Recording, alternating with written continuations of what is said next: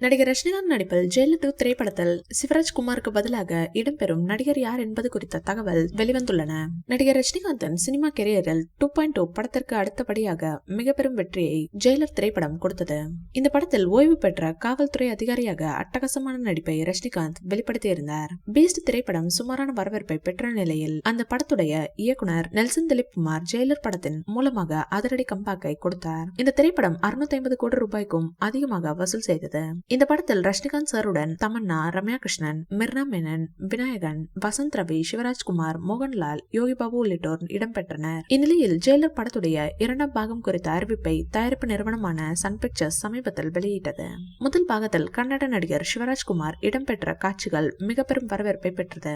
ஆனால் அவர் கேன்சர் பாதிப்பு காரணமாக 2வது பாகத்தில் நடிக்க முடியாத சூழலில் உள்ளார். இதனால் அவருக்கு பதிலாக தெலுங்கில் முன்னணி நடிகராக இருக்கும் பாலகிருஷ்ணா ஜெயிலர் 2 திரைப்படத்தில் இடம்பெற அதிக வாய்ப்புள்ளதாக தகவல்கள் தெரிவிக்கின்றன.